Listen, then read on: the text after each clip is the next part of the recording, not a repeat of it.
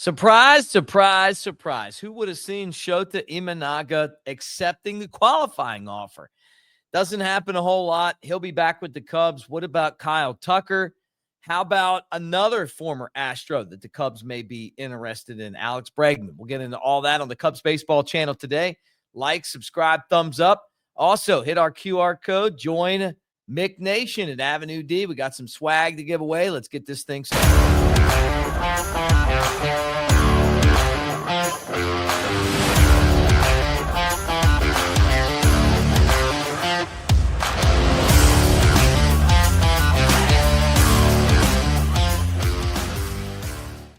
Hey everybody, Mick Gillespie, Cubs Baseball Channel. A pleasant day for you, and let's talk about the Cubs and Shota Imanaga. I did not see this coming. Now, when he signed his initial deal, they were like, well, it's a 3-year deal, but then it turned out to be a 2-year deal, but maybe it was a 3-year deal, right? He accepted his qualifying offer.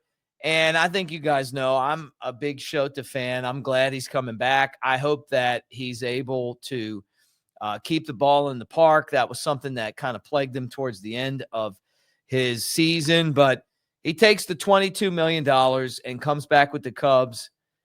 He's a guy that always wanted to play for the Cubs. He could have gone to a bunch of different places, but took, from what reports say, less money to pitch for the Cubs. He's been such a great player for the organization, a fixture on the team and the starting rotation.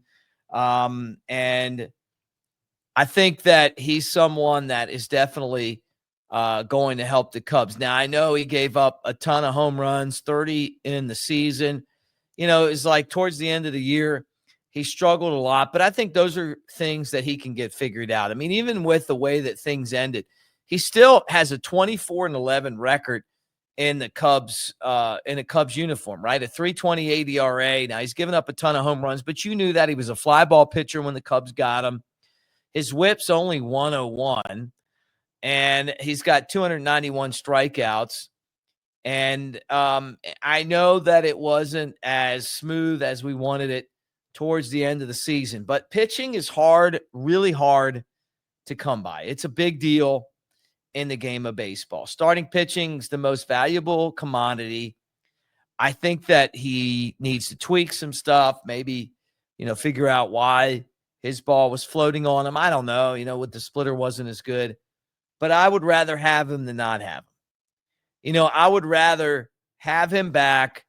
And then, they need to scrap up some more money to go out and get some more pitching, whether that's trades with a Edwin Cabrera like we talked about yesterday, or, maybe you go get one of these guys from Japan that are now posted. But I think there's a lot more good in Shota Imanaga than bad. And quite frankly, I was glad that he came back. I know some of you guys are going to disagree with me. You can tell me in the comments section. But I think that we're going to look at the season and go, man, we're glad we got Shota instead of not having him. Now, you don't have a lot of players that take the qualifying offer, and that's the weird part about it is, they have the qualifying offer, but not a lot of players take it. But he took it, and I waited to the last moment. I thought he would pretty much be a free agent. But, the good thing is that obviously he wanted to come back. And, the crazy thing is that the Cubs and the Yankees are among 4 teams to bring back players on qualifying offers. So, you don't see that a ton, but I think it's a good thing. That's why you put the qualifying offer out there. Maybe someone wants to take it. One of the guys that we thought might potentially be someone the Cubs would be interested in was Trent Grisham. But, he took the qualifying offer. So he's going to be back as well as far as the Yankees are concerned. The Tigers end up with Gleyber Torres. He was someone that came up in the Cubs system and got traded. And so that's that, right? Like Shota back in the rotation. Maybe he's not a number 1 or a number 2, but what I hope is that we can get him to a spot where when you need him in game 5, you're not afraid to pitch him. And that to me, for the former All-Star and someone that's done everything right with the Cubs, kind of told us where things were for him, towards the end of his time with the Cubs. And you get the qualifying offer out because you're like, hey, we're going to get a draft pick back if he doesn't take it. It's a 1-year deal, not a bad deal for the Cubs to have Shota back. Now, the other guy that is in the thumbnail and someone that we're wondering about is Kyle Tucker. We talked about Tucker to the Orioles. Seems like that the Toronto Blue Jays have become kind of the odds-on favorite for Kyle Tucker. They got, right to Game 7 of the World Series. He declined his qualifying offer. He's a free agent. And all of a sudden, when you look at basically the experts, they say that the Blue Jays are the favorite to land Tucker, even though they signed Vlad Guerrero, that they are possibly willing to spend over $400 million to get him. You got other teams in the mix like the Dodgers and the Philadelphia Phillies and the New York Yankees. We talked about the Orioles yesterday. Would he potentially go to the Dodgers? Could they put a $3 billion payroll together? I don't know. But the Cubs know that they're going to sit back and kind of see how this thing figures out. And then when all of it's said and done, they'll try to make a move for Tucker, or maybe they won't, and he won't be back. You got Owen Casey as a backup plan. I've seen reports where maybe Cody Bellinger could come back. I don't think that Cody Bellinger is the guy you want back. I think you could go different direction, and maybe one of those guys is Alex Bregman. One of baseball's biggest insiders, Jeff Passan, says that the Cubs are going to be in the mix for Alex Bregman. And this doesn't surprise me at all, right? Cubs were in the mix for him last year. He was with the Red Sox and then opted out of the final year of what would have been 2 years, $80 million. Cubs are going to have to figure out a way to replace the production that Kyle Tucker brought to the table.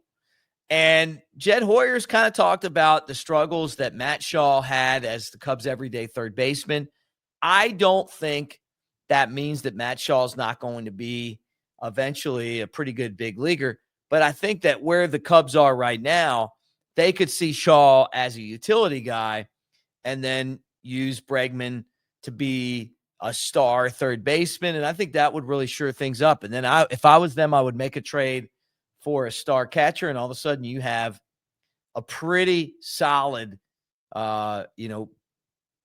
position player lineup wherever you're looking at it. And I'm all about Kyle Schwarber coming back as well and having Schwarbs as the main piece in what would be this lineup. So Bregman signed a 3-year, $120 million deal with the Red Sox. That was last year. Cubs were reportedly in the mix for that. He was injured, but when he came back, he was just a really good player for them. You get the feel that the Cubs really like him. And, obviously that third base position isn't something that the Cubs are totally sold on. You look at Bregman's projected contract for this year. MLB trade rumors is like 6 years, 160. You got other ones that say 4 years, 140. 5 years, 155. The Athletics like 6 years, 171. ESPN's like 5 years, 160. So you're going to be somewhere in there. Third base to me is one of the toughest positions to try to field.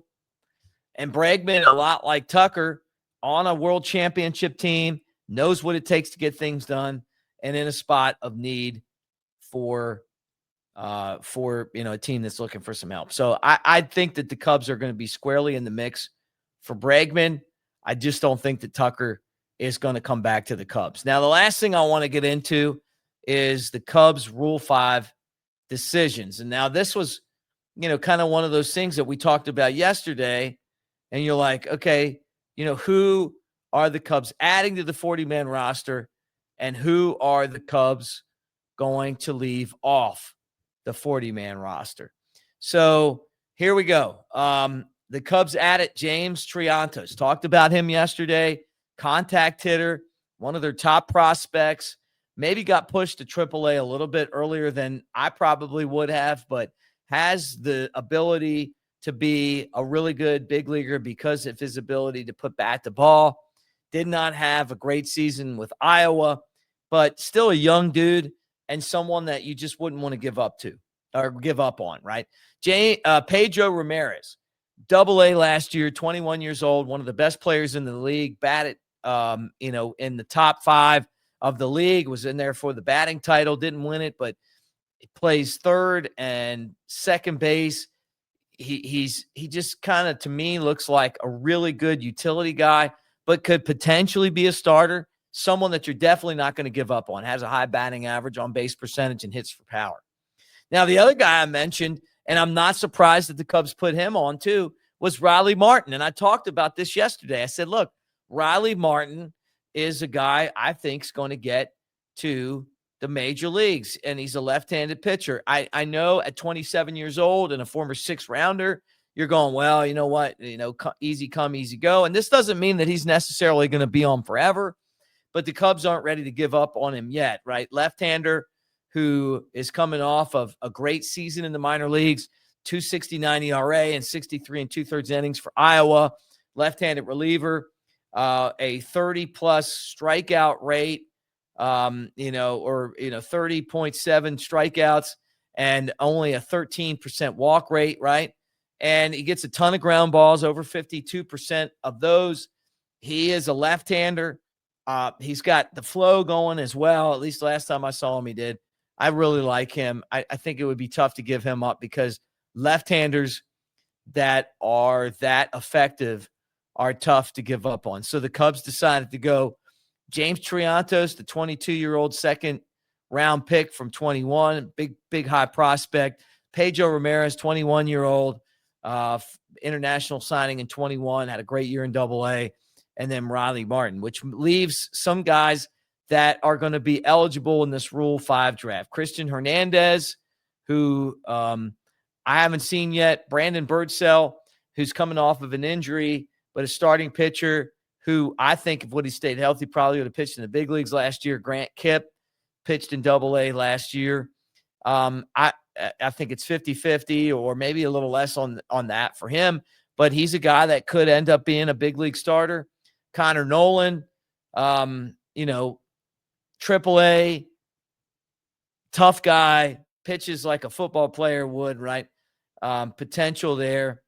And then, some other guys that we talked about yesterday. Well, Tyler Schlaffer, who was in AA, you're going to re-sign him. Brody McCullough, missed last year with an injury. JP Wheat, the guy in AAA. Like there's some other guys that you're going, okay, who we keeping and who we're not keeping. And then kind of figure that out. You can't keep them all because the Cubs have had so many good young players, but they kept the reliever Martin, and then they kept 2 young position players that I think project to be at least utility guys, but maybe potential starters. All right, that does it for the show, guys. Again, I want to tell you that you need to join AveD Mick Nation. Use that QR code right there. We got hats. Some of you guys are like, hey, how can I get a hat? Easy to get it. Just email me your or message the email address or go to AveD and you can win one. Be part of AveD, pick games, message, obviously comment on the comment board, be part of what we're doing. We give away a hat a week. So that's probably the easier way to buy one, but maybe you can win one too. But thank you guys for being on here. Like, subscribe, thumbs up. Shout out to my guy, Kyle Babcock, who said, hey, man, I love watching your shows. I love all of you guys that hang out. And we're brought to you by Visit Sevierville. Next time maybe your Christmas is coming up. You want to see the lights. You want to go to the mountains. You want to hang out with the bears. All that in the Smoky Mountains. When you head to the Smoky Mountains, it's only natural to visit Sevierville. Even we had to check it out. And we've been here our whole lives. Experience the adventure of a lifetime. I'm king of the world. Even you can get a bird's eye view of the Smokies. You're going down, Billy. Whoa. Your Smokies start here.